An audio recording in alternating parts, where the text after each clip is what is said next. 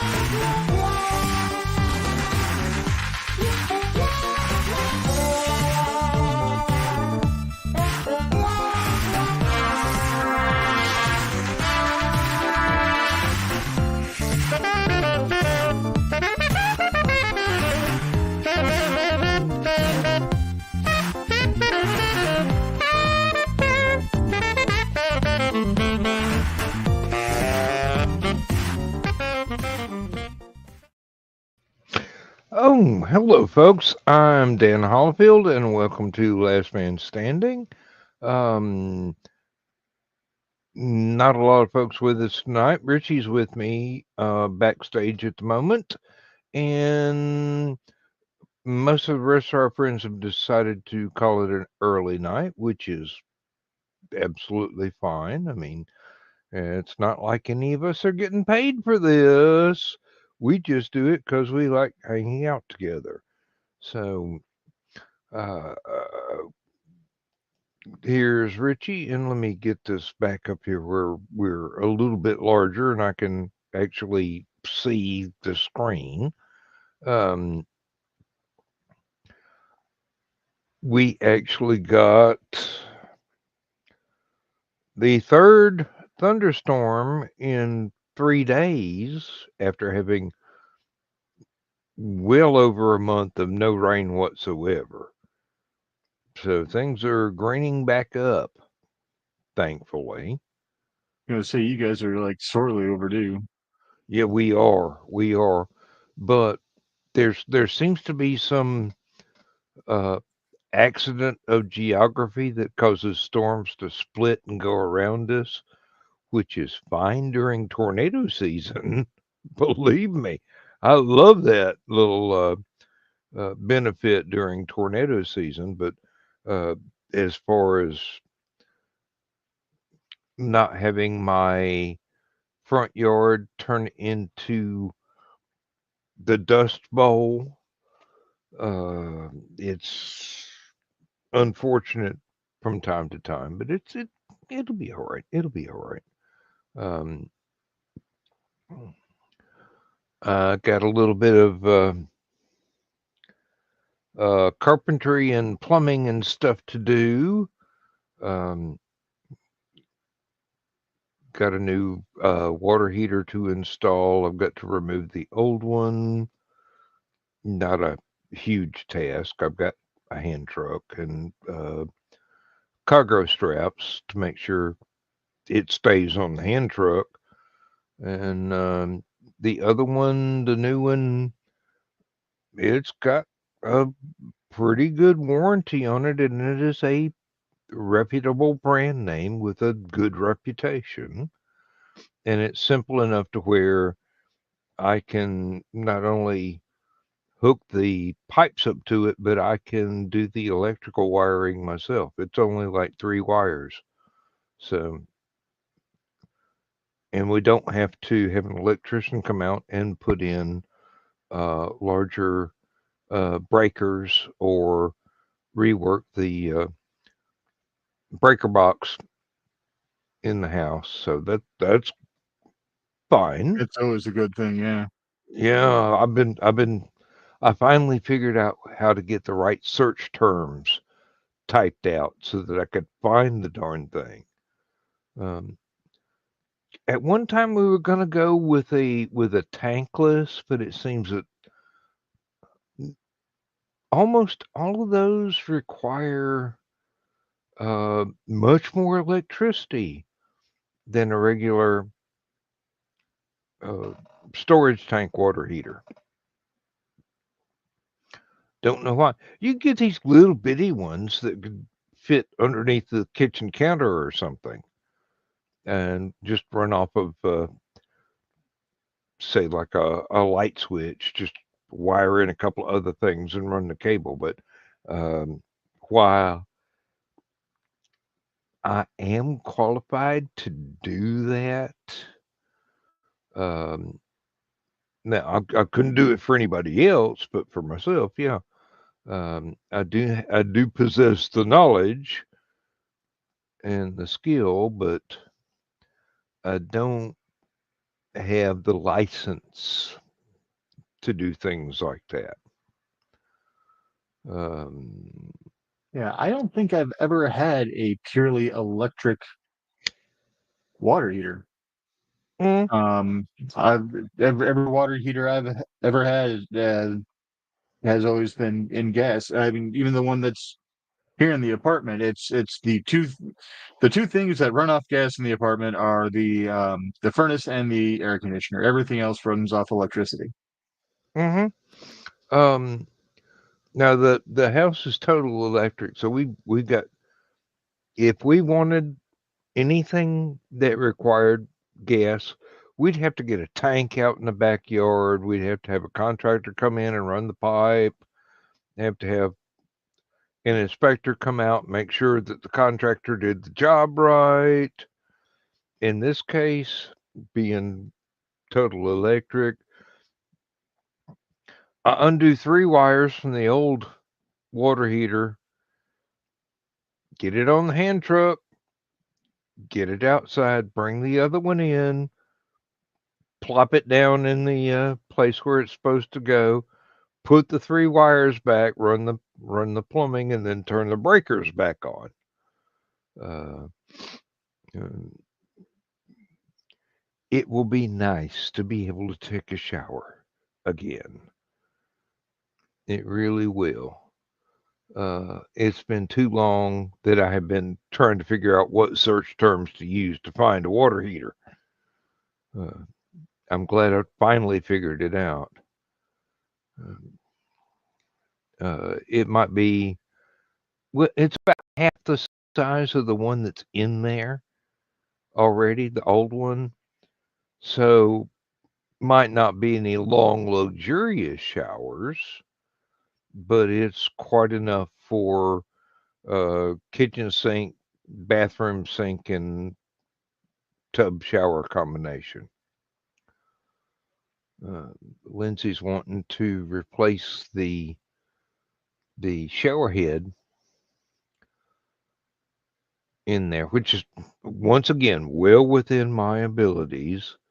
You become a homeowner, you pick up a few skills out of necessity. Hell, even I can replace a shower head. Really, that I've had to learn 3 different styles of plumbing: PVC, copper, and this new stuff, PEX, which I'm going, hey, yeah, give me shark bite connectors for everything. Just put the plastic pipe in there, tap on it on the unfastened end with a rubber mallet until it seats correctly. Cut it off at the right place. Put it in the next shark bite connector. Really, don't even really need the rubber hammer. You just if I had enough mass, I could just push it in by brute strength. And then, yeah, there'll be some carpentry stuff I've got to do. I've got to when that water heater went out, it messed up the floor underneath. So I'm going to have to pull everything out of that water heater closet. I would call it a water closet, but that has different meanings in other countries. That Yeah.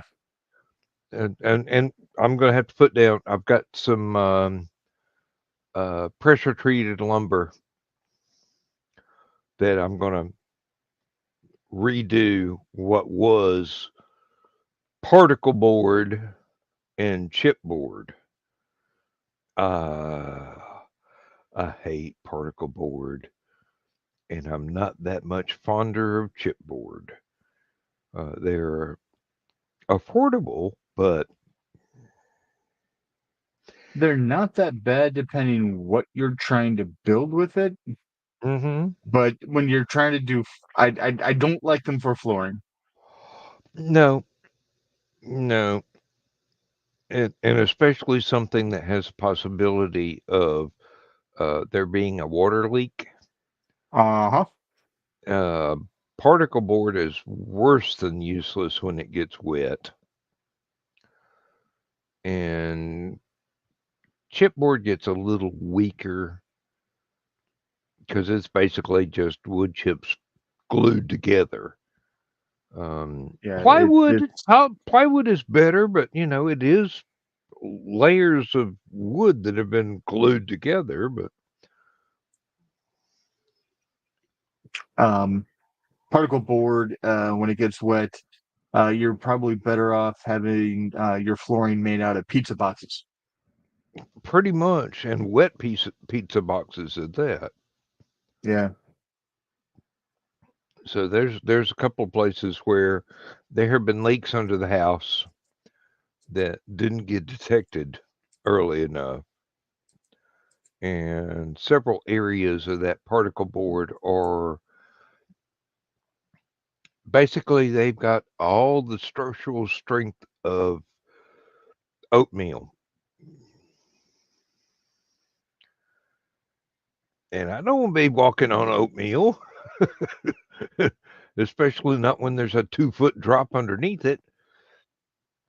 The only thing keeping you from going down is hopes and prayers. Well, the chipboard or the plywood and the linoleum, that's about it. But we're going to have to replace the refrigerator too because Lindsay pointed out this refrigerator is almost 20 years old.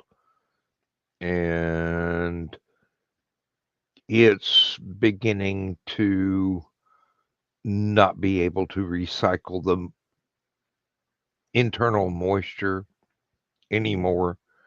So she's having to clean condensation out of it constantly, which annoys her to no end. And I can well understand why.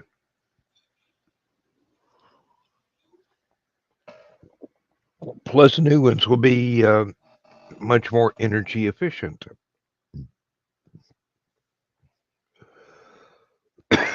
Oh dear. Excuse me a minute.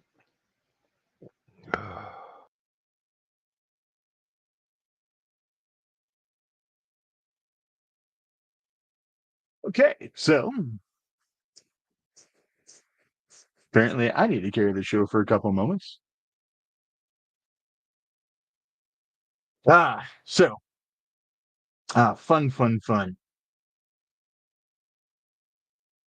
In political news, there's politics. Enough said. Now on to sports and entertainment. No, okay.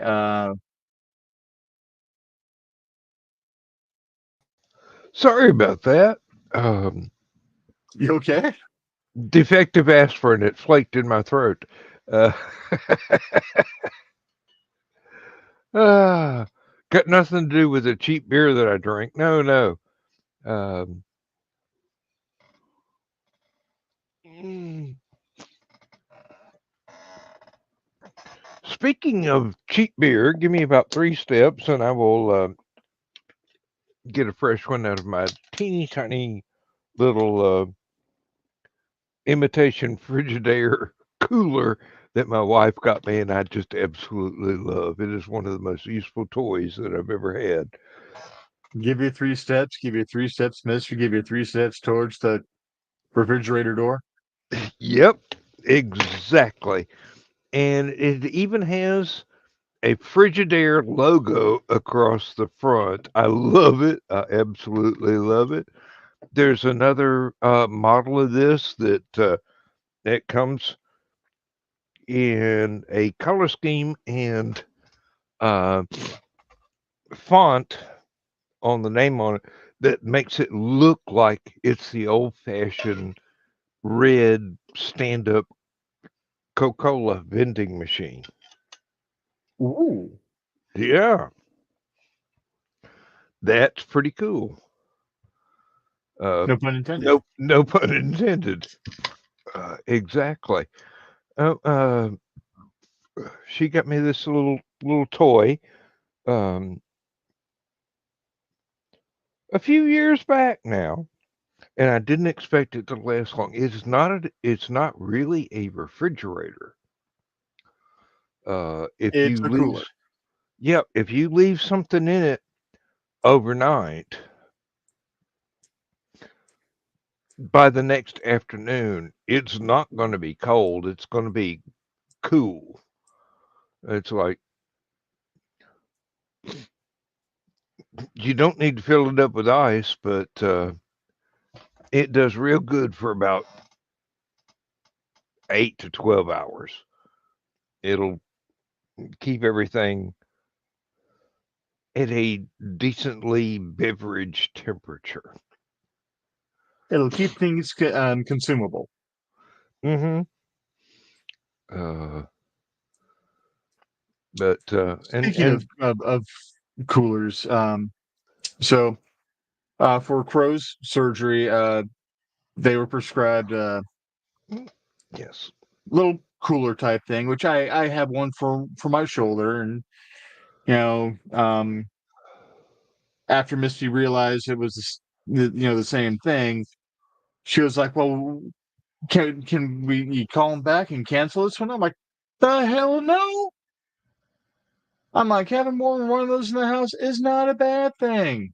no, With as often as we get injured and stuff like that, turns out Crow's is, no pun intended, cooler than mine. Hmm. It's the same size. Theirs actually has power buttons on it, where mine is just you plug it in, power immediately comes on it. It Uh-huh. has a cool and coldest button, um, and then a compression button, and then a different uh, pad that wraps around the knee instead of the generic one that can be used on multiple portions of the body like mine. I'm like, this is well worth the $300. It's 2 years ago when we got mine, it was free. It was completely paid for. So as far as I'm concerned, we got this one for 50% off, and we paid 50% off for both of them. But yeah, it's they've been set up in their room with the new one, and they're they're digging it. Doing them an awful lot of good. Yeah, they're Glad to definitely hear it. feeling better. Does the company have a family plan where everybody can have one? That would be great. The funny thing is, the um the company that provides them, um it's my wife didn't realize. So it's the day before Crow had the work done on their knee. Misty had to meet the person at another one of Crow's appointments, so that they can be measured for a brace for the post surgery. And got there, and when the lady came to meet her to measure everything up, she's like, "Where do I know you from?" And Misty's like, "You drop stuff off and stock stuff at the urgent care I work at." And she's like, "Oh yeah." So it was funny because they actually knew each other. And then apparently it's one of the few people above the age of like 8 that is shorter than Misty. So Crow was poking fun at Misty because there's somebody shorter than you. And they're not in diapers, right? I can just, given your sense of humor and how Oh, your Crow's wife very must have struggled to cope with your sense of humor, and you passed it on to your kids, I'm pretty sure. Crow's very much my child. Yes. Oh God, Misty damn near killed me earlier. So she thought she dropped a snack cake in the wrapper behind the dining room table. So I'm like, so you need to go get the step ladder so that you can reach up and get it. So she was not happy with me. Mm. Oh, and Thesis made a comment, I think, about my little beer fridge. If it's anything like the one his parents had, to freeze water bottles in it instead of adding ice. That way you can reuse them till bottles aren't usable anymore. I don't know for sure. I mean, there's no ice involved and no freezer bottles involved. You just switch it on and it chills things, but it's not an actual refrigerator. But one nice thing is, not only will it run off of AC, but it came with a DC plug that you could put in an automobile power socket, just like you would for my GPS or anything like that. Oh, for the machines after surgery yep, got that it, that got is it. I that misunderstood. that is what we do. I was about ready to say it sounds like what we do for both my polar cube and Crow's polar cube is we reuse water bottles, and then we can just stick that in the corner, just put a little bit of water in there, and then the thing caps down. But yeah, it's nice. Well, it's always It good to is have a technology fancy that toy. actually works. Yes. Mm. I swear it sounds like it's raining again. Kind of hope it is. But, all right, we went entirely too long without any rain whatsoever, and uh, my yard is well established, so a little bit too much rain is not going to hurt it whatsoever. Besides, we're on top of a hill; it'll just roll down into the neighbors' yards and flood their basement. I don't have a basement, so I don't have to worry about that. But Wish I did have a basement. Actually, it would make working on the plumbing much easier if I actually had room to stand up rather than have to lay on my back and do everything as if I were in some um, tunnel in a foreign country in the middle of a war or something. And of course, it is And dark like to that. lay on your back and have conversations with the spiders. Well, yeah, we do have wildlife underneath the house. But the Black Widows and I have an understanding. I won't molest them if they don't molest me. So, and my version of molesting them would be, you know, that insecticide that comes in spray cans that you can scatter everywhere. Don't piss me off. And I have done that a time or two for not the spiders, but for uh, anything else that had managed to find its way into the crawl space and attempt to colonize. So yeah, I got down there and I was looking at the old furnace, the one that came with the house.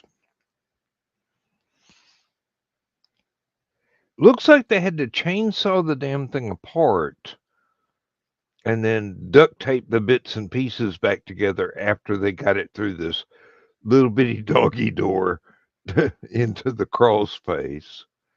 They did not put it there before they built the house. I can tell you that. It's too big, but it's patchwork. It's all patchwork. The entire house is patchwork. It was built by Housing and Urban Development back in the 50s and 60s. And first time I tried repairing weak spots in the floor, I found out that it's not 4x8 sheets of anything. It's bits and pieces that somebody cobbled together out of scraps from a uh, a home build or several home builds that they just jigsawed together, which kind of, yeah, it's got inbuilt weak spots where two pieces without any reinforcement under them are joined together in an irregular pattern. Now I have just Not even about a made it. Habitat for Humanity special. Oh no, that would be much better built. That would be much better built. This is, hey, we got some scraps. Let's build a house. Um, I've seen doghouses put together a whole lot better than this place. About the only professional job was the bricklaying.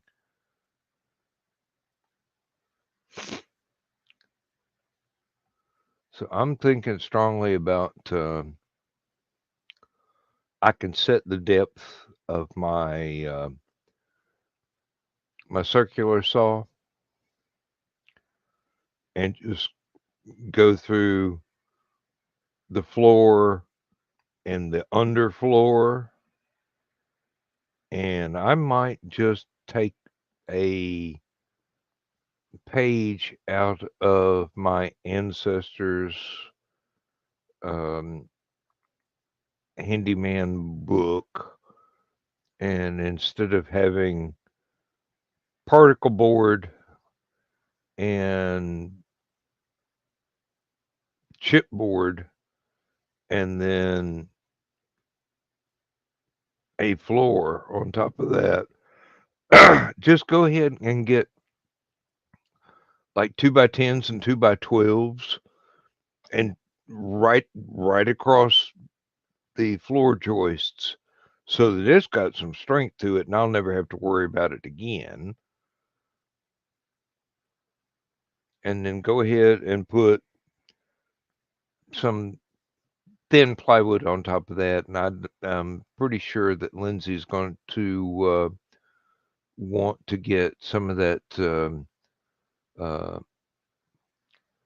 really nice laminate flooring, because she's tired of having to shampoo carpets and things like that, and she is definitely headed up to here with the peel and stick tile that we went with as the top layer the last times that I patched up things, because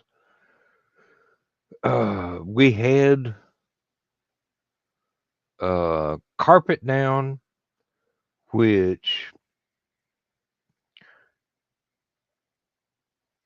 if you have a lot of pets, carpet does not last long unmolested.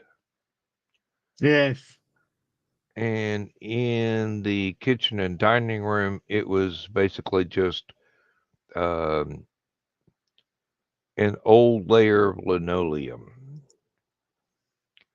which had not been glued down properly to start with, but it was probably better glue than what's on the back of the peel and stick floor tiles from 20 years ago.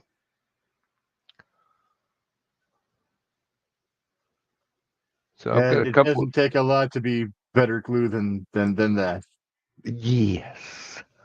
I've got a couple of areas where um, I really don't want to be unpeeling the peel and stick tiles, because it's a really pretty pattern and it worked out really well. But I may have to um, cut the edges of that at an angle so that it's not a tripping hazard, but we get to keep that in front of the front door and the back door, and the rest of it, mm-mm. I'm aiming for strength and durability, and I don't have to do this job again for the rest of my life. And Nicholas is with us too. Hey, Nick. Hey, brother. Yeah, we Yeah. got some good news Friday. They finally came to do the quarterly inspection. I will learn how to speak here eventually. It's not like I do it for a living. And the complex manager was happy that I was actually home because she had a chance to speak to me. We were supposed to move to a lower floor unit in a different building around the corner with an additional bedroom. But the people have not moved out of the unit yet. So she talked to me and she's like, yeah, better news for you. You know, it's the building that's literally right across the parking lot. I could actually throw a rock and hit the building. Actually, I could throw a rock and hit the unit that she's talking about. Is going to be moving out soon, and she's going to instead try to put us in that one, which is moving is literally maybe like the table and the entertainment center put into the back of a pickup truck and then just drive across the lot, turn around and put it back in. But everything else, I mean, just run it down the stairs, put it on dollies and just literally just wheel it across the lot, because it would take longer to load a truck than it would to just go across the parking lot there. So looks like August would be able to move in over there. That is And it's fantastic. actually a unit that Misty was really hoping we would end up being able to get. And it was recently redone. The people who are in it have only been there for like maybe 4 months, and they're I don't know why they're leaving. But it's an end unit, so we don't have to worry about being sandwiched on 3 sides by people making noise. We only have to worry about up and Next one door side. and So upstairs. Yeah. Yep.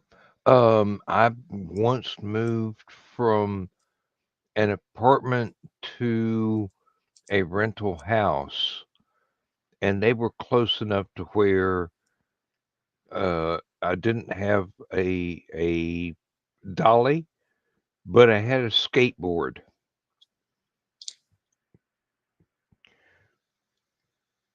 I don't know where I got the skateboard. I really don't.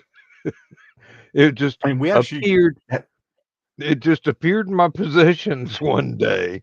Um, I think a neighbor's kid left it somewhere, and I go, well, if they ever come back to it for it, I'll have it. I'll be holding it safe for them until the end of time.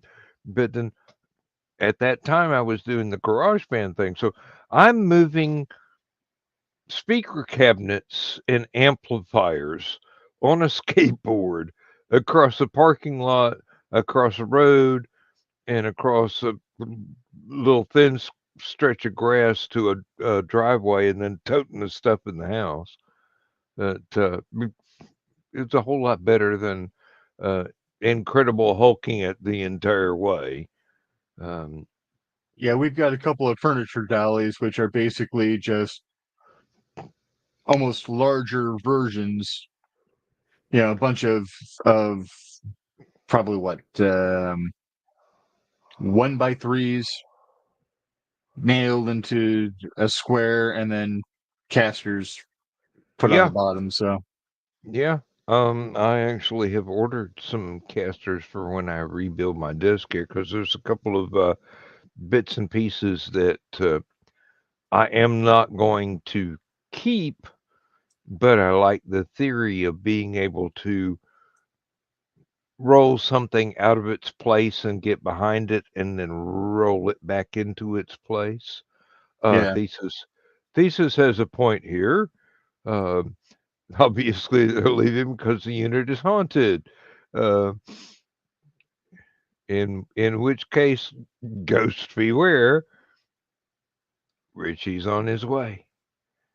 Uh, and Nick is doing his scheduling with the demo Saturday the 27th. hauntings don't bother me. No, I mean seriously, Nick and Joe Dog. Um, I, I'm professionally able to take care of that kind of stuff too. uh,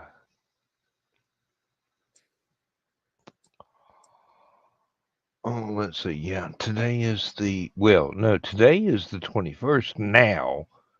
It was the 20th while I was awake. Um, oh, that sounds like a weird thing. Um, but yeah, next Saturday is the 27th. I've got to get all of the short stories for the August Aphelion um, edited and do the HTML coding so that we can do the upload on, I think it will be August 3rd. So that's when the new issue is coming out. I've had several writers uh, message me on like Tuesday the 2nd of a month and go, hey, where's the issue? And I go, hey, first Sunday of every month. If the first is not a Sunday, you got to wait a week. Okay. It's all right. Um, Yeah, they have not all been with us for 27 years. So it takes a while to get used to some of this stuff. But yeah, we go the first Sunday of every month so that it gives the staff at least 2 weeks to finalize everything and hear back from their writers and pass messages back and forth in case there's a last minute correction or something, or um, one editor goes, hey, um, page 37, paragraph 5, did you really mean to say this? Or am I misinterpreting it? Or what I thought you were trying to say is this. Which one do you want it to say? And, you 2 weeks is a good turnaround time for being able to bounce back and forth with someone. I mean, that works in with a lot of people's schedules.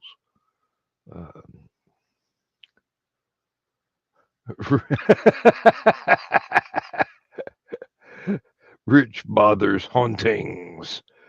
And Thesis says they don't bother him either. No, I ain't afraid of no ghost. Daddy worked at Oak Ridge. Where you think them damn proton packs came from? Unlicensed nuclear reactors. I'm in. I'll be selling electricity back to the EMC if their wires can handle it. Oh, that was one of the big selling points about early adopting solar around here, is that on really good solar days, you're actually selling electricity to the membership corporation,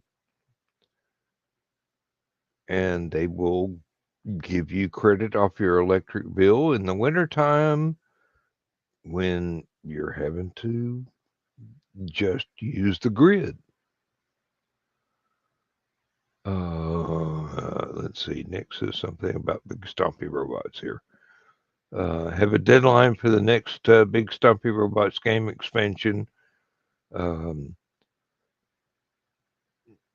August 6th, if you want a chance of Amazon prints available on site.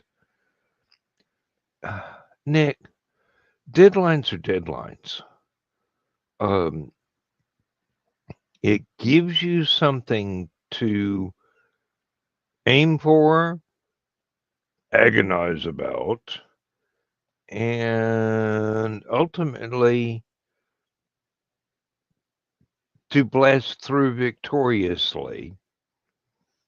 Well, he's got a convention in September that he wants to make sure that he's got physical copies, since he's publishing Exactly. through the Zon. Exactly. Yeah. Well, you got to wait on them once you send them your stuff. So Exactly. that's a whole nother level of worry right there. But deadlines are still deadlines. Some people find them as motivations. Some people just enjoy the whooshing noise as they fly past. I was about ready to say Douglas Adams, and his quote about deadlines are the most marvelous things. They make the most spectacular whooshing noise as they whiz past. Mm-hmm. Yes. Would that we all were dangled infinite amounts of money just to sit down and type for a little while.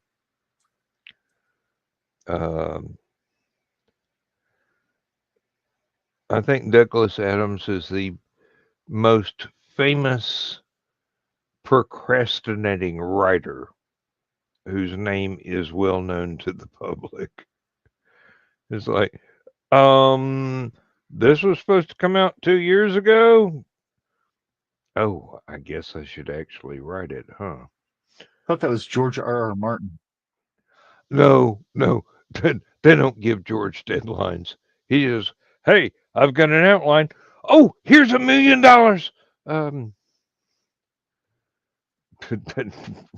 when it happens, it happens. Um, If it happens, it happens. well, yeah, that's the thing.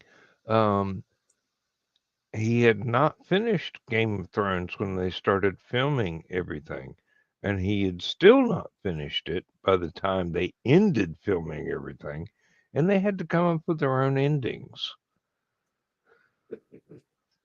They Yeah, were close to what he had originally planned out anyway, which is the reason that he let him do it. yeah. I mean, I think his original brief was, "Hey, at the end, everybody dies."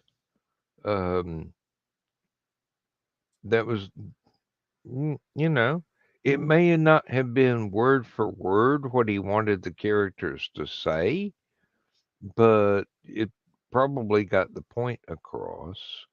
It's And also an adaptation. How much of that is ever really, that close? adaptations are Yeah. never true to the source material. They can't be. There's a big difference between um, written Otherwise, it wouldn't prose. be adapted. Well, there's a big difference between a, a written story and a play, which is basically what television is. Thank you again for helping Rich. Display tablet dying would have crushed his efforts. And StompCon being September 2nd. Well, the whip is cracking, Nick. I know And you Nick, you can't. are very welcome. It's as many times as you've been there to help other people out, and people have noped the fuck out as soon as they've gotten what they can out of you. I'm Mhm. glad that I was finally in a place where I could be the one helping you instead of having to be the one receiving help. Definitely. It feels really good to be able to help somebody. Especially someone that does so much good. Well, yeah, yeah. That makes it even better. That's the I mean, it's like helping Santa Claus change a flat tire. I know, kind of lost. Sleigh doesn't use tires, but same difference. Just landing gear. Landing gear.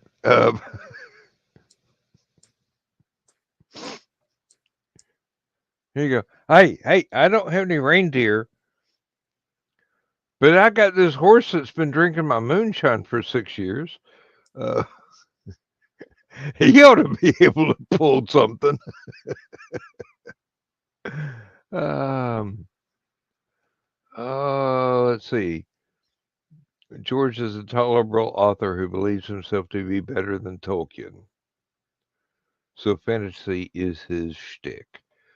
Um,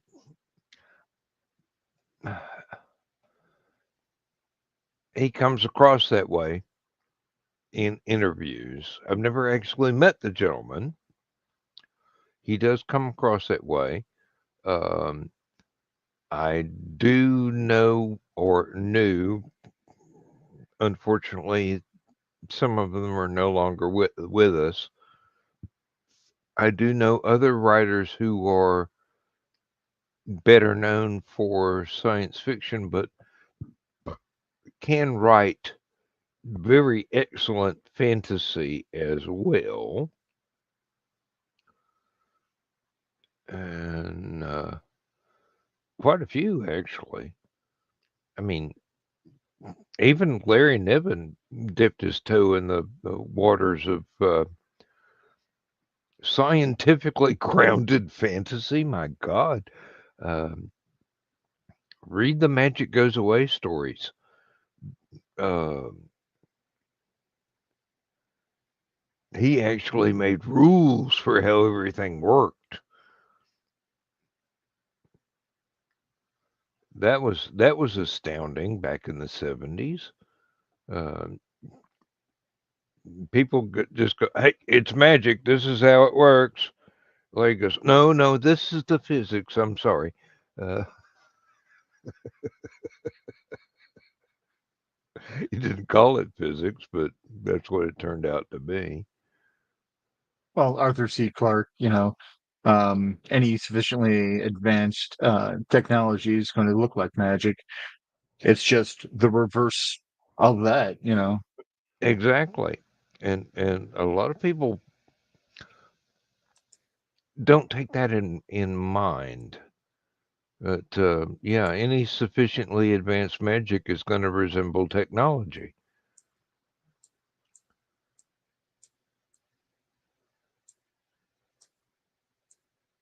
I've actually used that as a concept in some of my stuff. Soft magic versus hard magic, yes, indeed. What is this?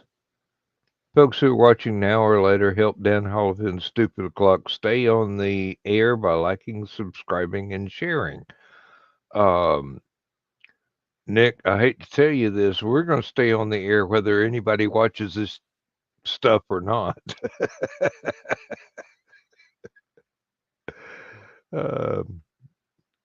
As long as Joe Dog is willing to transfer the money from his bank account to StreamYard, I'm willing to help keep both shows on the air. And I am in much better shape to do that than he is. Actual physics is quite magical, especially if you can keep that sense of wonder during study. Yeah. Look at quantum physics. If that isn't magic, I don't know what is. I mean, it's basically as above, so below. The actual classic principles. The microcosm is the same as the macrocosm. The rules wind up being very similar. It's just we can only see the one. It's very hard to get a view on the very, very small. We don't have quite the ability yet, but more than once, the actual structure of electrons orbiting an atom's nucleus has been compared to solar systems, except their electron orbits don't have to be in the same plane. They can be in different planes at the same time. They just have to be in different energy levels. And then you look at different solar systems and you find planets not in the plane of rotation of the parent star. And a lot of people are going, well, those must have been captured. And I'm going, welcome to the wonderful world of electron valences and capture. This is why you have H2O instead of a bunch of H2 and a bunch of O, and never the twain shall meet. No, oxygen is kind of a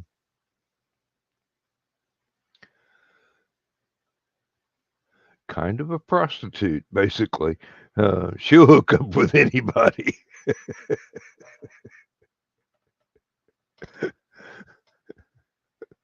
Oh, if you've ever looked at a benzene ring, you know what I'm talking about. I mean that's all hydrocarbons,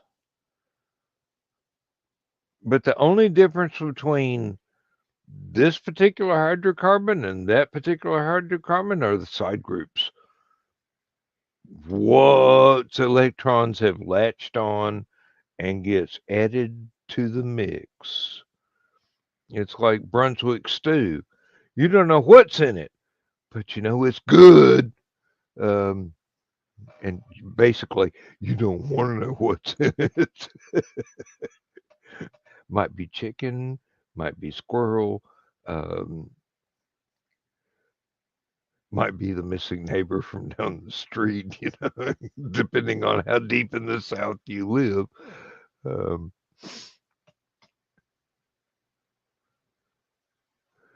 that ought to have deflected anybody from South Carolina going, oh, yo, we invented it. Oh, there are several places named Brunswick that claim that's where it was from. I mean, there's even a Brunswick, Georgia, and they claim that somebody there invented it. So actual physics is certainly quite magical if you can keep that sense of wonder during study. Yes. Actually, that's the second time I popped that comment up because I'm going, it's worth repeating. Um, and even when you're doing, things like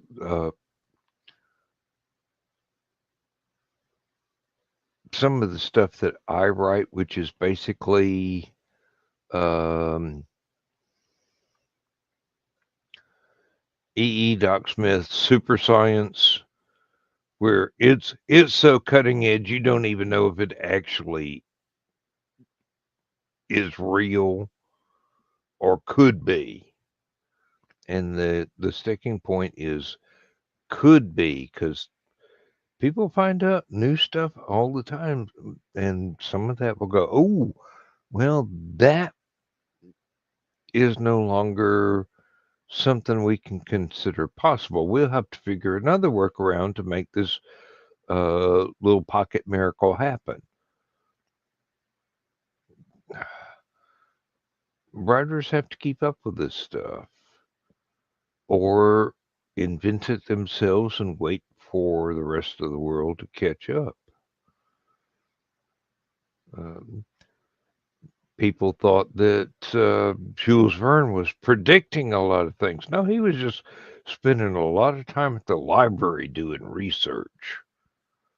He would take cutting edge technologies that nobody else was paying any attention to and turn it into everyday set dressing for his adventure stories. Jules Verne, one of the all-time fathers of romance literature. Mm-hmm. That's what it was called back in the day, for those who don't know. Yeah. Of course, a lot of people nowadays would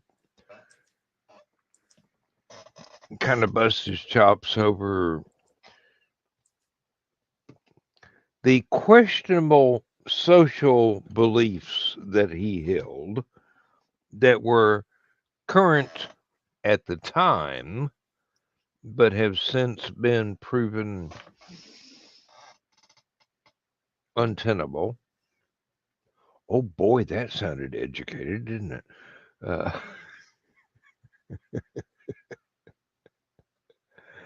oh, let's see. Could be the domain of high strangeness and the bailiwick of madmen, genius, and the blessed lunatics who dance between. I'm not good at dancing, but I will every once in a while. Uh, Blessed lunatics, yeah, that's certainly where I slot into all of that. Um,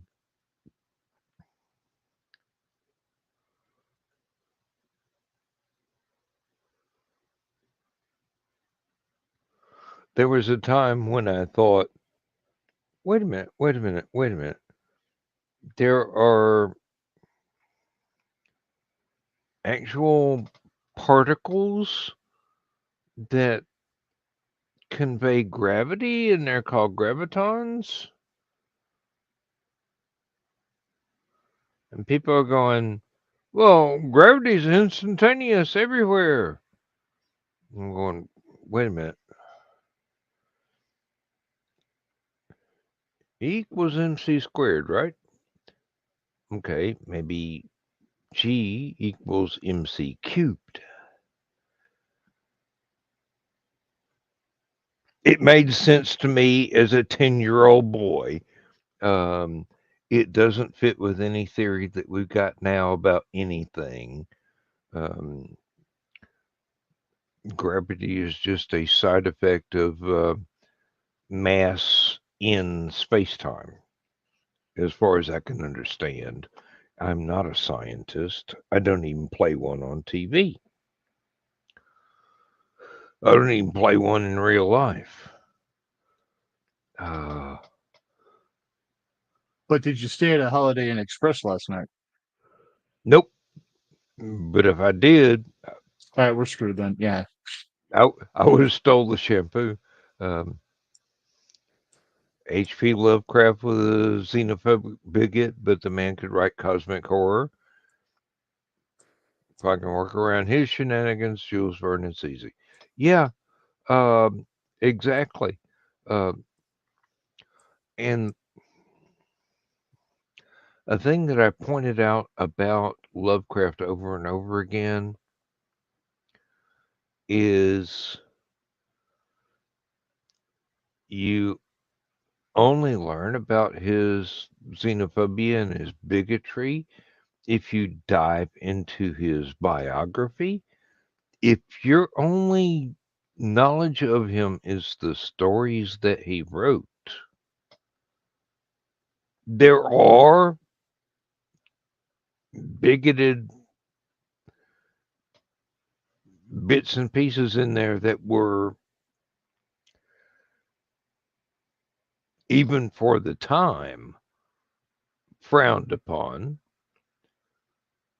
But considering he thought of himself as somebody displaced in time from a much earlier century.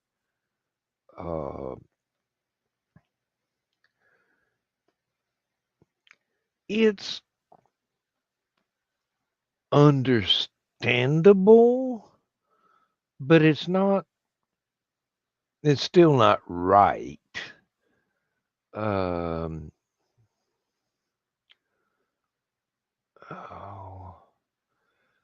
and he's not the only one by any means. There have been lots of people that have been just so fond of this writer and that writer and another writer, and then they learn more about them as a person.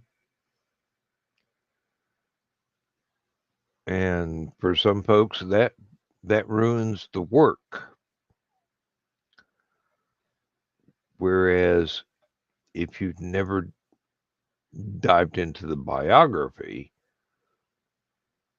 the work would have been just exactly the same. Now, see, Yeah, there's a fine sometimes line. There's a learning fine about your line there. I hero is do what not want to screws you. dance upon. I like to think that gravity is the ripples of mass going through space-time and a whole lot of energy beings trying to hop off the ride. Yeah, he was a confirmed misanthrope, and then again, he briefly got married because there was a woman that walked up to him and pretty much one day and said, "Hey, you're mine," and lived to regret it later. Never change. Never try and change a stubborn man.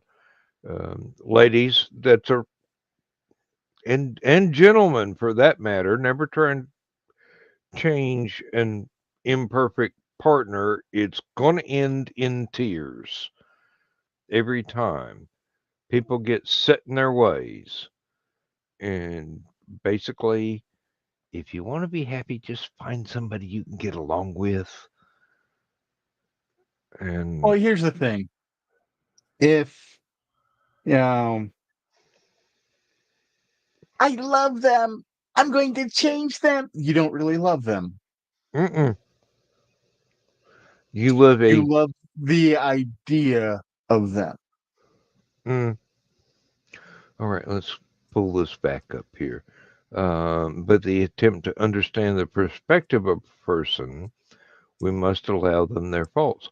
Yes, you're right, but no, I don't want to even ruin that with a but. You're right, and at times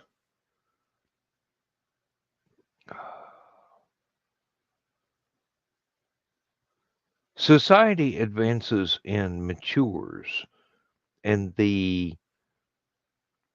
perspective they held, which at the time might have been perfectly normal, might have been somewhat reprehensible, or might have been the absolutely textbook case of what everybody else thought. But that's the thing. Just like children, societies mature, rules evolve, behavior evolves. Um, and it changes, and sometimes it gains ground and sometimes it loses ground. The Greeks and the Romans didn't have an awful lot of problem with what today we would call alternate sexualities, but other societies at the same time, other civilizations, certainly did. And as things change over time, it's like the ocean. It's like a series of waves. People only domesticate themselves if and when they are ready. Yeah, absolutely. I will agree with that 100%. It's easier to domesticate a cat than a person.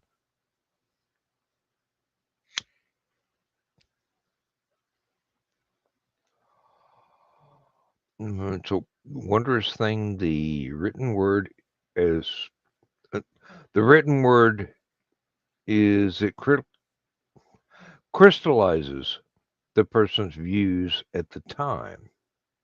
Yeah. So it is unfair to judge folks by current morality. hmm Um, Sometimes you get a lot of trouble trying to explain the concept that morals change over time as the society the morals are part of evolve. Uh,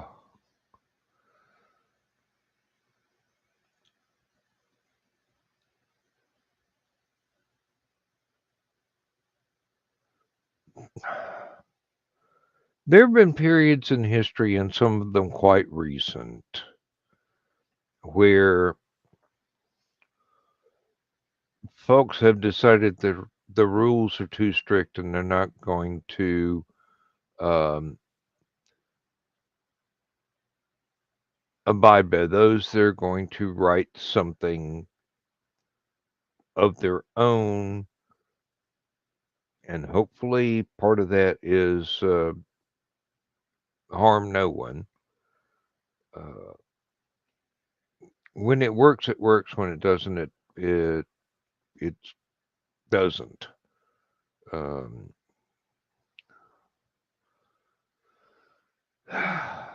we see it even today, and we probably notice it more today because thanks to modern methods of communication, the world has gotten a whole lot smaller than it used to be. When it used to take several months to send a message from one continent to the other because you had to cross an ocean, And nowadays it's beamed by satellite, so it only takes a few seconds.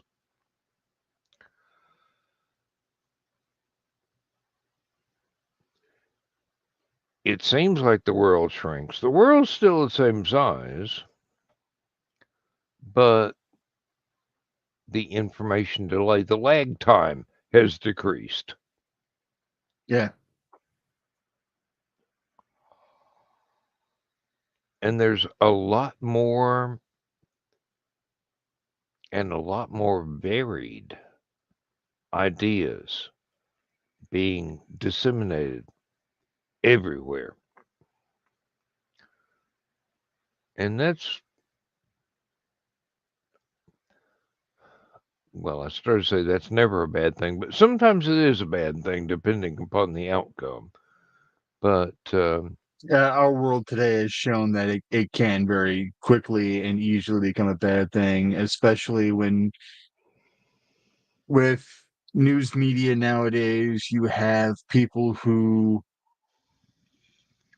worry about being first rather than correct. Back when newspapers were first becoming the big thing,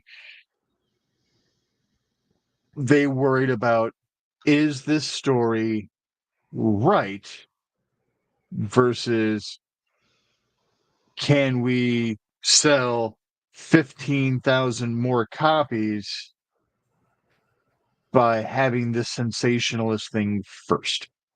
And too many media outlets, especially as we crept into radio and then video and now with video on demand and with everything being so instantaneous that instant communication is now becoming a hindrance rather than a benefit. yes, now the let's be first rather than let's get this right is becoming more important.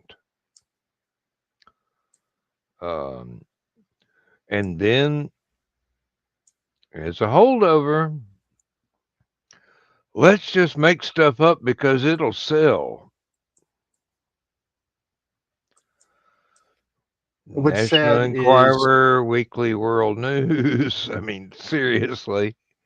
The Onion, who they do that day in day out, and I don't know if you guys get the Onion down there. I've heard of It it. is sensationalism to be sensationalist. It's the Monty Python of newspapers. It's meant to be absurd. When you can't tell the difference between a CNN headline and an Onion headline, the world has gone to a very dark and scary place. Well, I hate to say it, but the world has always been a dark and scary place. But there are beacons of light around, even now.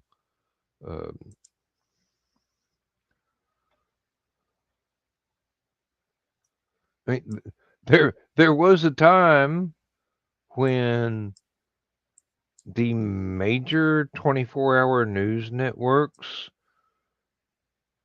if you wanted something that was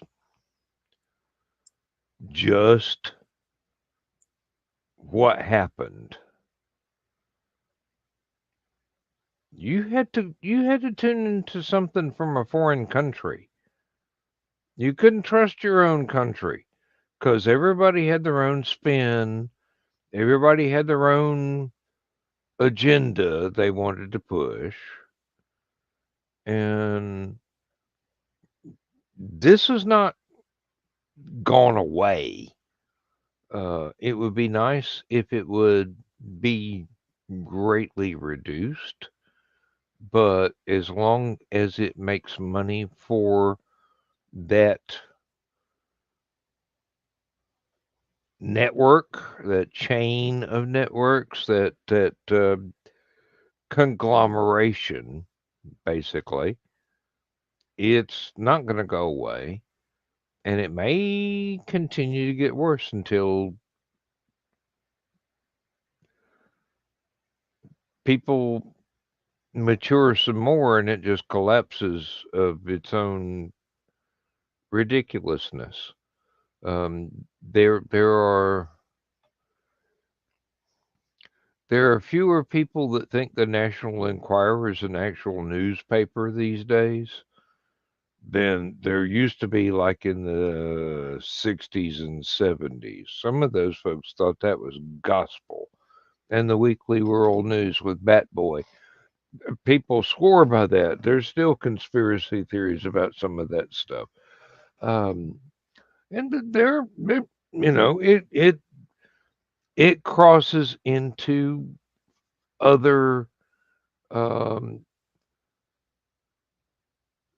reporting outlets. One of my there's favorite lines from So I Married an Axe Murderer. Charlie, give me the paper. Mom, the Weekly World News is not the paper. Yeah.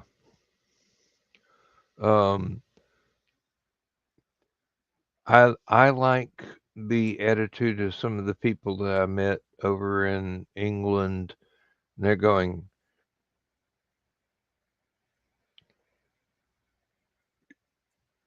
if you're getting your news from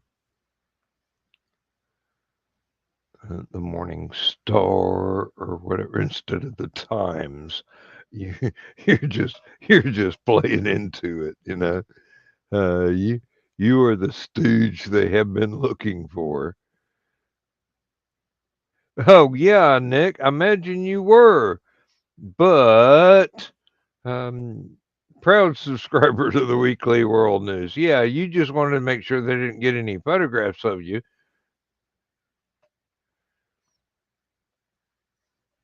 Was this before they adopted the page 3 girl or after, Nick? I think they always had the page 3 girls. Weekly World News? No. But the Sun and the British ones? Yes. Sun in the Mirror, yeah. Um, Nick, you're gonna get us in trouble. Yeah, right. Before, during, and after for the page 3 girls. Yeah. Uh, Remember, folks, the views expressed on this program are not necessarily parallel to the views of the channel owner, which is not me. That I just reign here. Uh, oh, And they're not necessarily the same views that we will espouse come the morning when we finally wake up. Oh, fuck did I say last night? really, how much beer did I drink? Um, why are there 2 empty kegs in the front yard? Uh, oh wait, it's not a con. Um, oh. No, I think the takeaway from all of this is that human societies have been evolving and changing and mutating as long as there have been humans. And that is not just us, that's the other species that fall into this particular genus. About the only constant is she's cute. I want to mate with her. That's one thing that humanity has never gotten over. Um, although my mind boggles at the concept of a hot Neanderthal chick, but then again, we don't really know what they look like. And evidently, the Desovians were uh, more Grace Isle and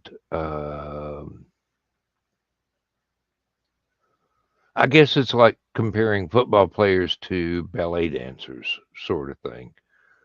And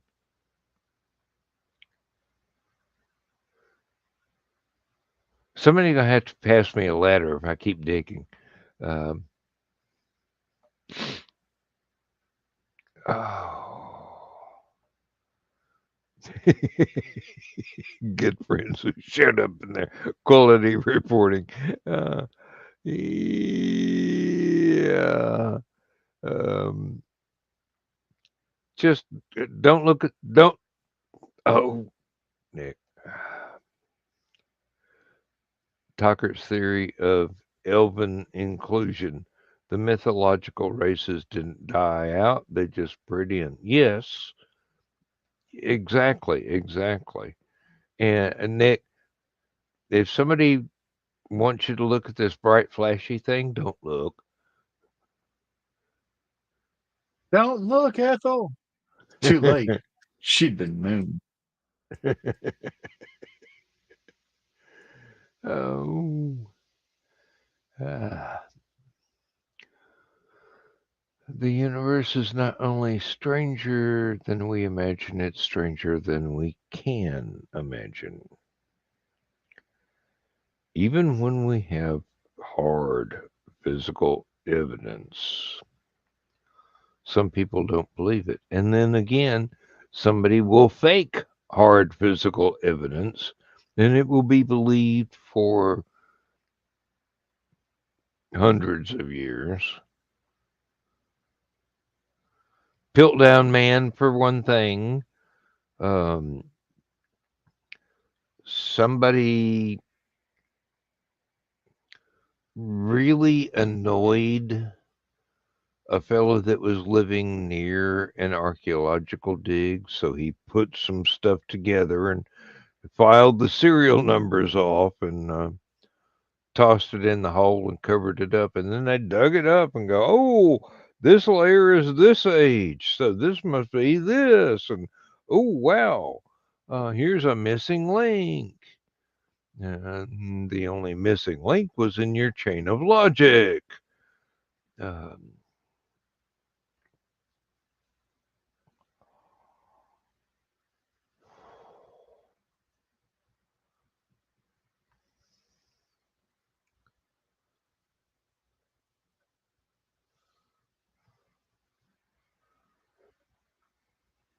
it's like the difference between an individual and a crowd. Individuals have many different levels of potential. They may be kind, they may be brilliant, they may be just outstanding, they may be horrible. But in the aggregate, as was said, I believe, in Men in Black, people are just panicky animals and they will do the worst possible things at the worst possible times for the worst possible reasons. Um, what we got here? It's a long paragraph. Jokes on them. I have astigmatism, alternative neurowiring due to experimental seizure treatments.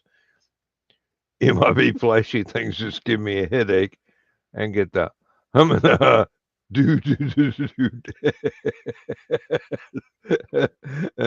stuck in his head. Oh dear. Uh, oh, Nick, please never lose your humor. Never ever lose your sense of humor. You are a national treasure.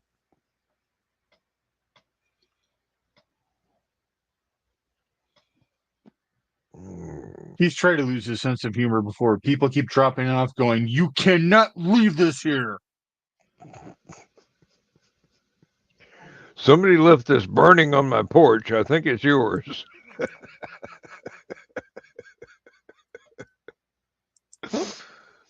Oh dear.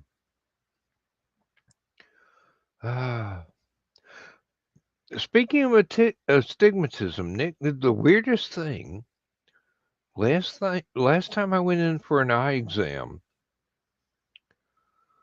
the optometrist asked me, "What happened to your astigmatism? You've had that since you were first prescribed glasses. Now it's gone."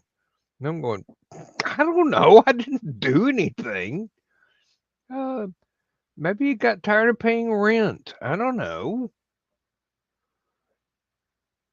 There have been claims that certain exercises and things of that nature can help retrain the muscles in your eye to strengthen themselves again, to basically remove the need for glasses in several afflicted individuals. I can well believe that. Uh, Not only is the astigmatism gone, but since the age of sitting staring at a computer in order to have fun and do work, uh, my nearsightedness has gotten less. And that's because a lot of the time that I'm sitting at a computer, I don't have prescription glasses on. I mean, in the shows, I have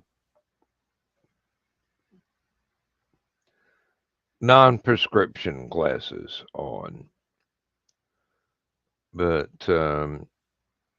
when I'm just sitting here typing, when I'm was sitting at work for years using the computer instead of having to do the other more physical tasks that I used to have to do there, I would just wear the plastic safety glasses with no prescription in them. That way, nobody could come by and be a safety Karen and go, "Hey, hey, hey, you can't be taking your safety glasses off while you're typing on that computer." And with the non-prescription, just regular plastic lenses that were safety glasses,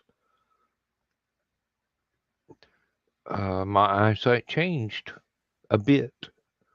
Not dramatically, just a little. Except for the astigmatism. I still can't figure that one out.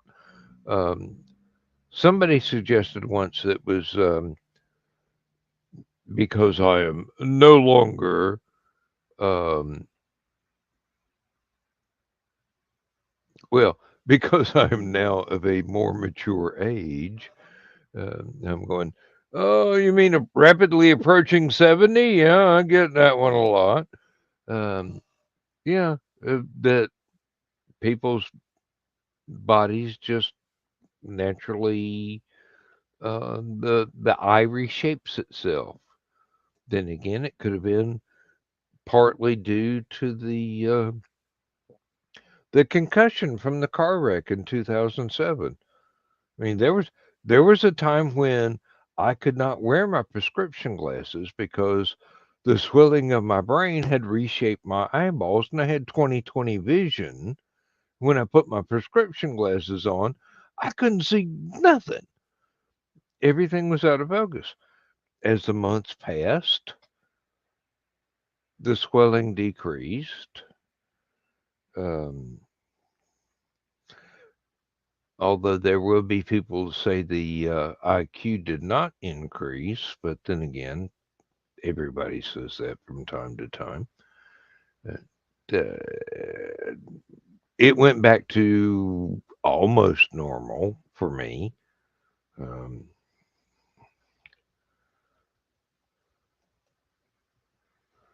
my sense of humor is an Aphelion level cognito hazard. The SCP Foundation just monitors me, and as long as I'm presenting it as harmless quirkiness, no one would care.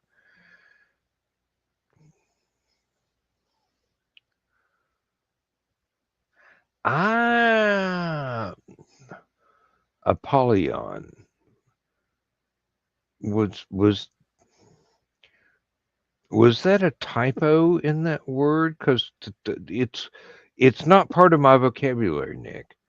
So the SCP is kind of like a creepypasta type thing for creatives, where they're basically doing kind of MIB type things where they're making stories about these Lovecraftian almost type of uh, phenomena that can be world-ending type events. You know, there's different levels there, and then the most serious, scariest level for them is the Apollyon level.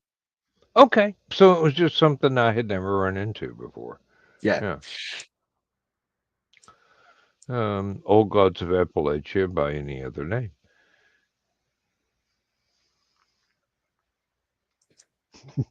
I'm still honored, Nick. Thank you.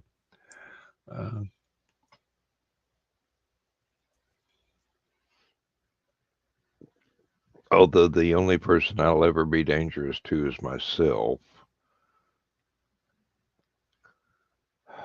which is not necessarily a bad thing.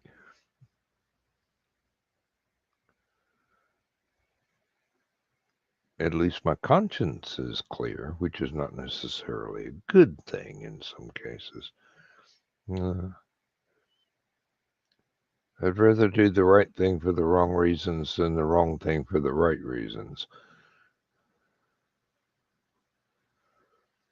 I do enjoy the thought of monitoring analysts trying to decipher our actual intentions. They go nuts with me. It's just pure Brownian motion. I have no intentions. I kid Lindsay about being so easily distracted in a store, and I call her Madam Pinball. She'll just there and squirrel, here's something else, and I'm going, honey, you said we needed to leave like an hour ago. But I'm not any different. I mean, there's no purpose. It's all just, oh, that's interesting. Wonder why that works. And then I'm off on another tangent there. And good morning, Kiri. Good to see you. Let me look at the clock here. Oh, okay. We've got an hour and a half already. That's good. Time is just flying by. Holy cow. Yeah, really.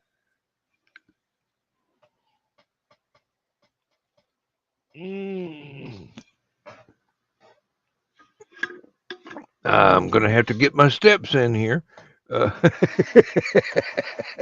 3 at a time. I do love not having to walk to the far end of the house.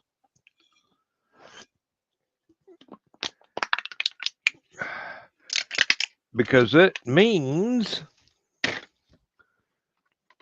I don't have to risk a perpetually starving cat or a dog that wants me to go to bed because she wants to go to sleep and she's not comfortable sleeping without me in the bed, and then she still won't let me reach out and hold hands with my wife because the dog gets jealous.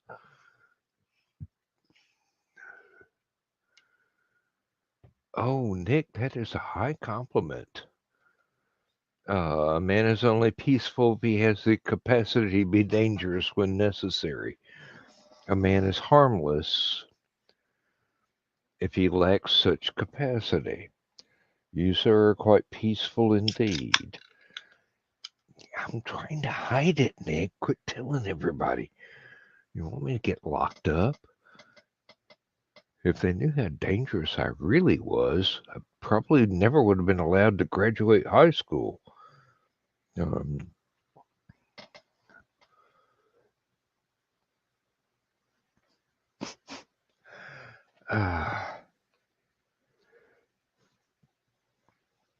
Almost.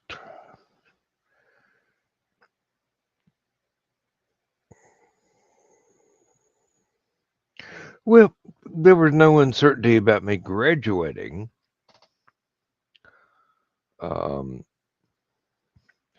There was a certain amount of doubt that my being accident prone might prevent my surviving until being able to graduate. My folks always said I could trip over a paper clip on a concrete floor. And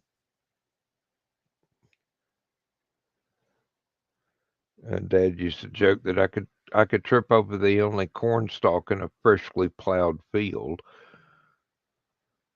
Could be smooth as a mirror with one little obstruction. I'm going, oh!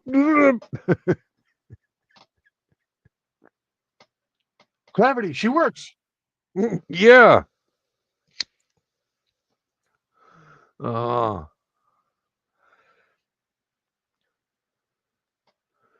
more you expound on a virtue, the less the world takes it seriously. Yeah. Believe me, if the world at large ever took me seriously, I'd be in deep trouble. Oh, with my sense of humor and the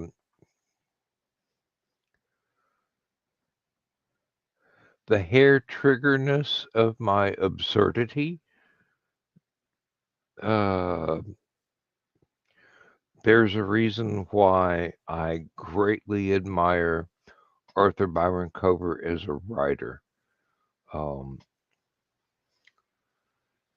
He can take the truly absurd and spin a story around it in such a way as you go, oh, I wish this were true. Or, oh my God, I hope this isn't true, depending on your point of view. He is one of those folks that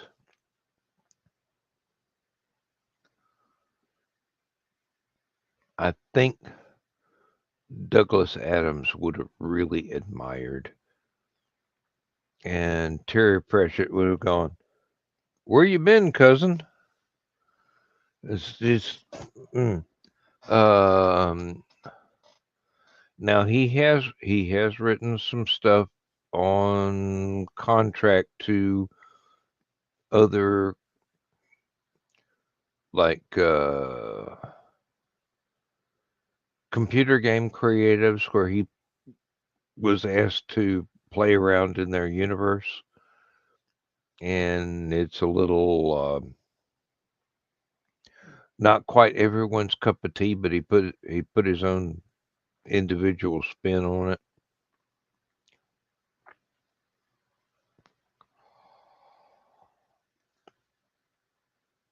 But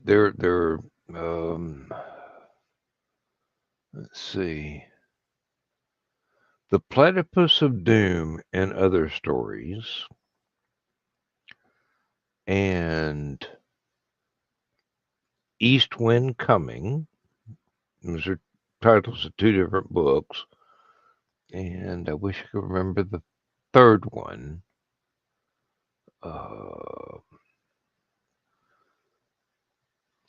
They explore the idea of archetypes as characters. And when the archetypes decide to change into slightly different characters because they've run across new information that made them change their worldview, if only slightly.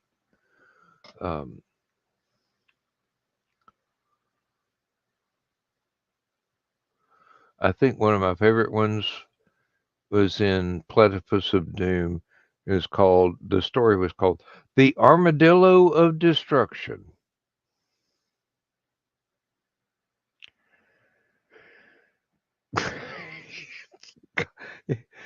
Believe me, if you're not ready for this level of absurdity, you either won't like it or you go, oh, take my money, give me more. There's also another story about the Clam of Catastrophe, which was a failed love goddess. She would put romantic couples together, but it never worked. Not in the long run.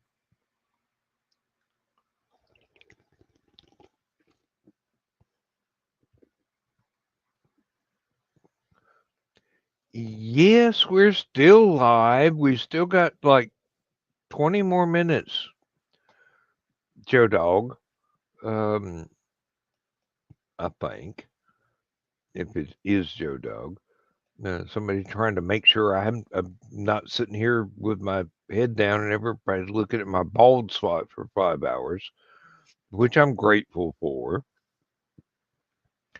But yes, if I do have to admit, if Richie hadn't showed up to help me with the show tonight, I would have run the opening credits, run a couple of ads, and said, "Thank you very much, everybody. Good night," and run the end credits. But I've done the show by myself for almost 90 minutes, thinking it was going to be, hey, I'll run an ad, I'll sign off. But people popped into the comments and kept me answering questions and expounding my personal blend of philosophy for almost 2 hours.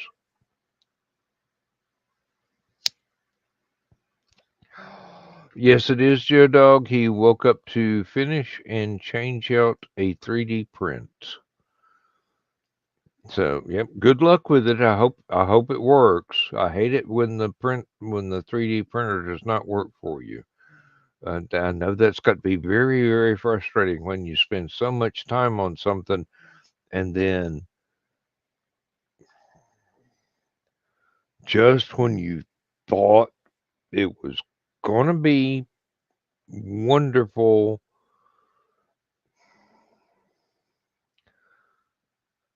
the printer has a problem. Pardon me. That reminds me, I need to finally load these sliced parts for that Nerf blaster onto my flash drive and print it out and make sure I've got enough resin in the tank to print it.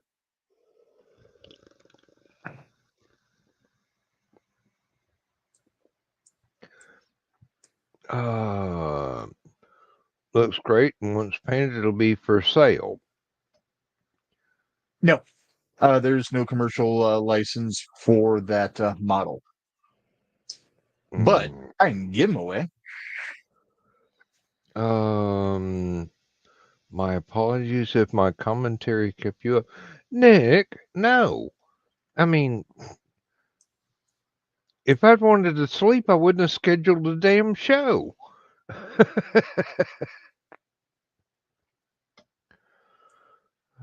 Besides, I can't do carpentry when my wife is sleeping. Imagine the uproar with me hammering nails in the floor. Oh, and So Kiri's with us. you can. It's just, Not if I Lindsay want would to stay whoop your married. butt. Yeah, I was gonna say, whoop. How you doing, Carrie? Thank you. Uh, Good morning, guys. I'm waking up. How are you?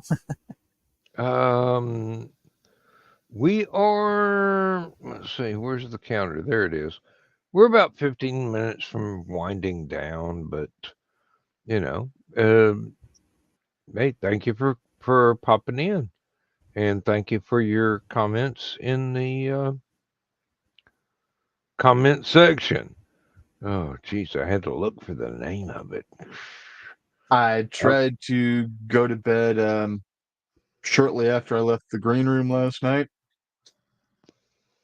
Heading down the hall to the bedroom, and Misty is like, "Why isn't my computer making sound?" Oh, son of a bitch! Trek back down the hallway, troubleshoot that, get ready to get up and go to bed. Well, what about this? Son of a bitch! All right, now that I'm down back at your computer again, tell me everything you want me to fix right now, so I know how long before I can go to bed. And then I tried to go to bed after that, and my brain was just firing on all cylinders until like 10 till 5 this morning. Yeah.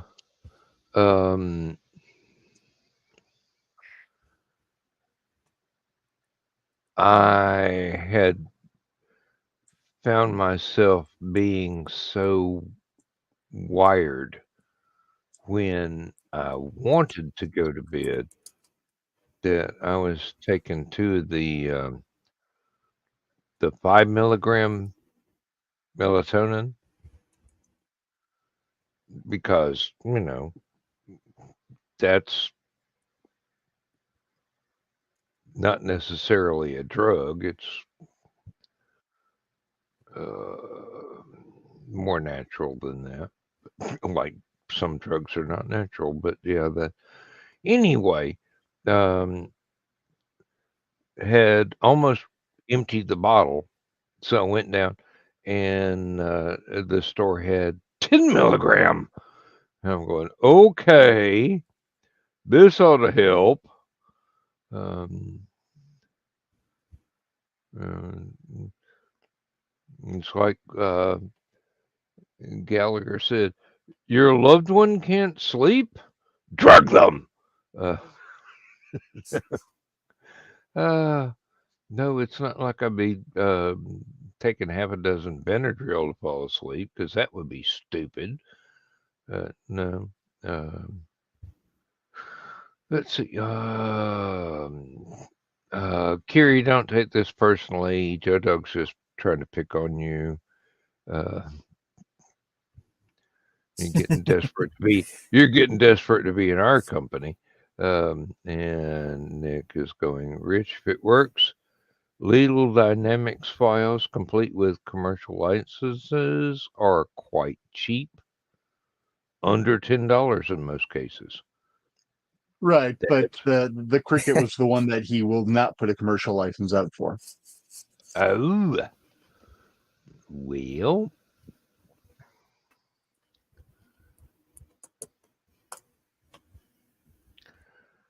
I have no suggestions because I have no knowledge in this area of expertise.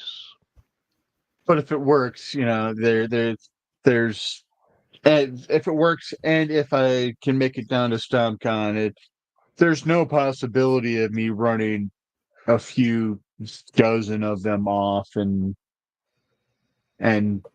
hiding them throughout the booths. Talk about cryptic comments. Found my K-Bar Tactical Spork.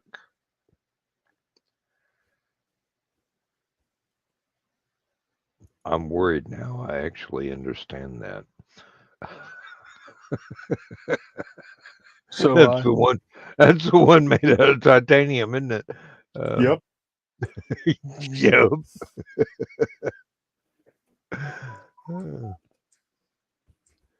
It's kind of like, oh, John Wick spoon. What? Oh dear God, John Wick Hydrazine take will out be that the many new people with a Benadryl pencil. in 3 more years. Isn't hydrazine what they use in rocket engines? I'm not drinking that stuff. Oh, wait a minute. I drink crack and rum. I get okay. Um, if you can come up with a good mixer. No, it's a medication that is often used for individuals with certain psychological issues. Um, it is also a um, antihistamine. Oh, okay. Well, if it's an antihistamine, somebody will ban it because it's useful to keep you from having a runny nose. No, it's actually more often used in mental health care. I've had several members of the family that were prescribed that. Okay. Yeah, if Joe Dog's gonna be awake at this hour, I got something for him. I arrived a bit early for my dinner reservation, and the manager asked, "Do you mind waiting a bit?" I said, "Not at all." "Good," she said. "Take these drinks at table 9."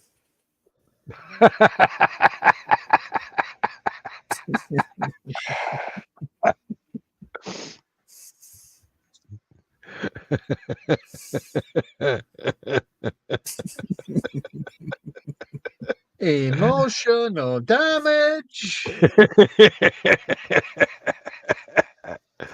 Oh, oh dear. Oh dear. Oh, I, I have the most amazing friends. Yes, I will. I will never get over quoting Thin Man movies. Thank you. Um,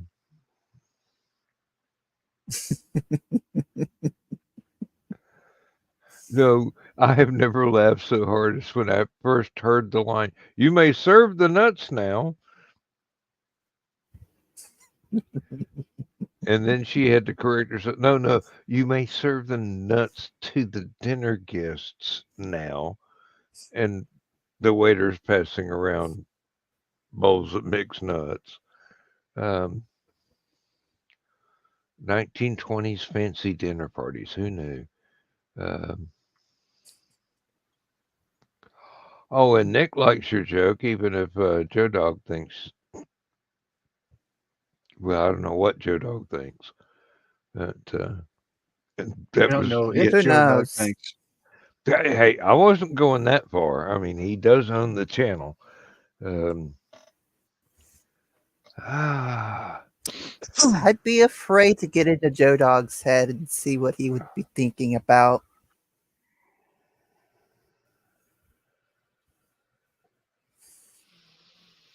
there could be scarier places.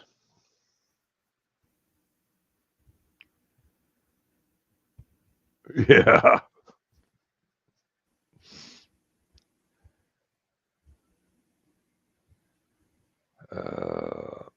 Nope, not going to explain that. I'm going to leave it cryptic. Um, observe my behavior at a convention sometime.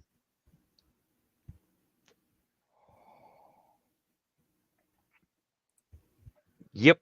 Uh,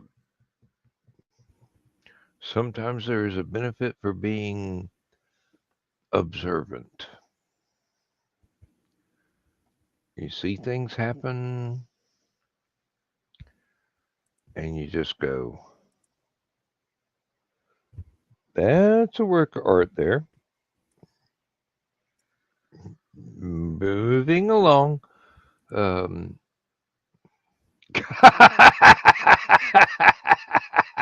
I think Nick's right. Get it? When it is Joe Dog's head, you just get brick rolled. And not in All a fun way. variations of Rick Roll. Mm-hmm.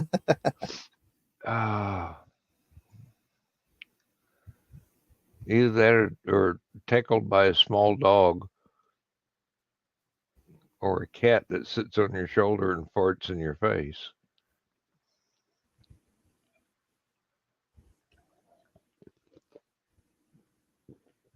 I'm sure he still has nightmares about that.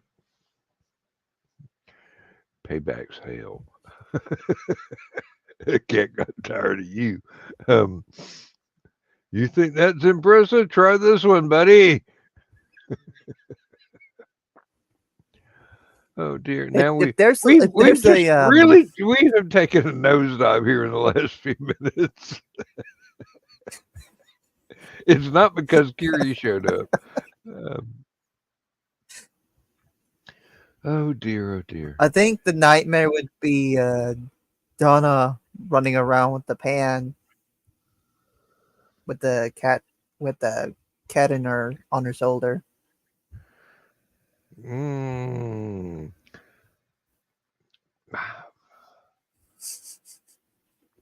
I'm still. I've got an open book on running the odds on Donna with a frying pan. Kind of like Colonel Mustard in the pantry with a candlestick.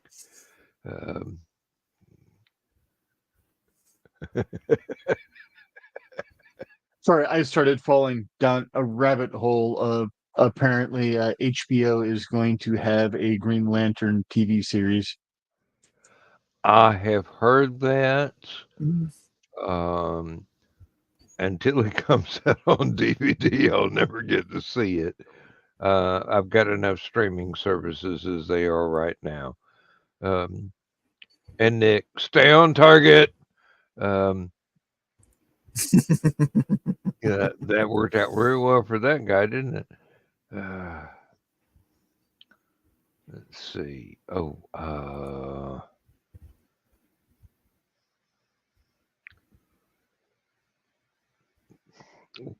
Guys, we're running up close to the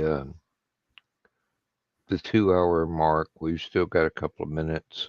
If there's anything that you want to get out there before the public, say it now. One last dad joke, Kiri. Isn't Ryan Reynolds busy?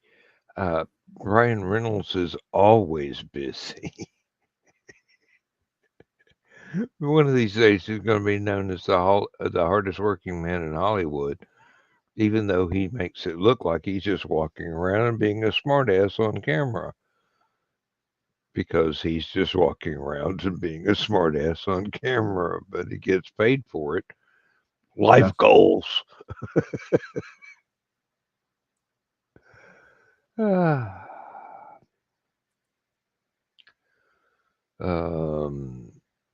Last bids. Place your bets. $2. What did we bid on? $20. Ooh, I think Kiri wins. I don't know what we're bidding on, but Soul American. Oh, and Nick says there was a new Green Lantern. Do you mean physically a new Green Lantern character got invented, or what, Nick? There's no a Gray Lantern Corps. They are powered by sadness. I have seen the thumbnail for that, and I'm going, this may be a bridge too far. But it fits in the entire emotional spectrum shtick that they've been doing for a few years. And they've also taken the new flavor of it, and they have someone that's basically trying to wipe out all the other power batteries and basically build new ones themselves so that they can take over all the lantern core type of thing, and then Carol Ferris runs off to save Hal one last time, and her fiance left at the altar, just starts to cry, and the wedding ring turns into the Gray Lantern ring, and he turns into a Gray Lantern. Okay. Well, I mean, that's a novel idea. It's interesting. And that's a novel idea. Ryan Reynolds' famous led the rather tanked Green Lantern. I actually enjoyed his Green Lantern movie. I did not mind the CGI. I'm one of the few people I know of that actually thought, up until the big climactic thing at the end, it was going rather well, but the script kind of fell apart. The script needed a lot of work. Decent cinematography, good effects, good acting for the script that they had. Yeah. And it is arguable that Ryan Reynolds acting as Hal Jordan in that movie directly led to somebody going, Deadpool? We'll give it a shot. No pun intended. Tell me someone here knows about Homestar Runner. No, we don't. Or I don't. I do. Okay. No, there will be no Trogdor the Burning Nation. Hmm?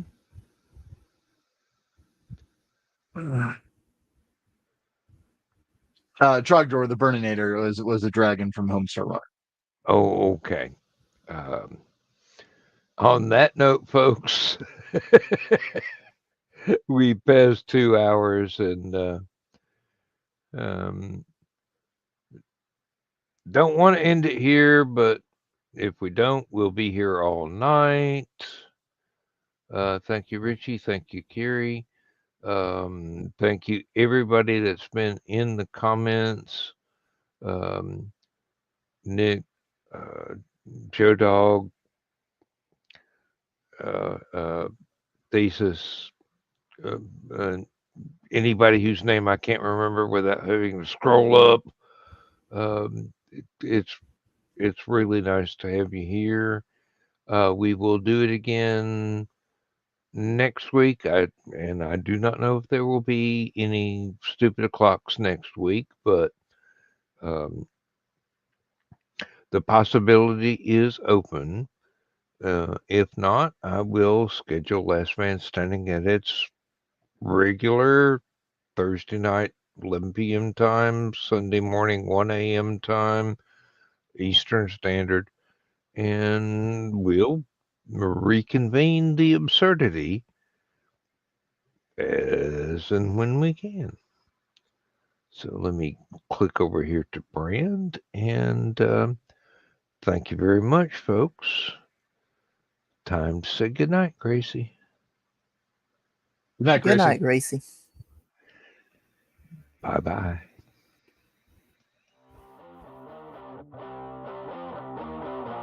Transmission overload. System will shut down.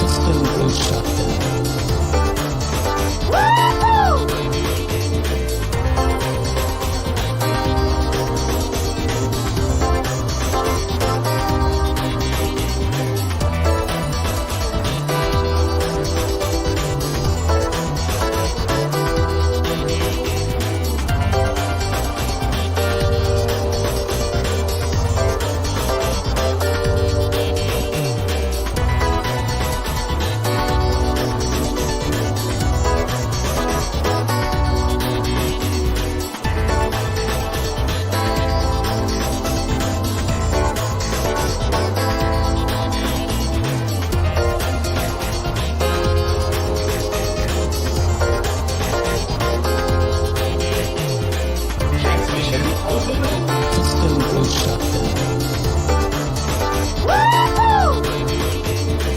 Transmission overload. System was shut down. System was shut down. System was shut down.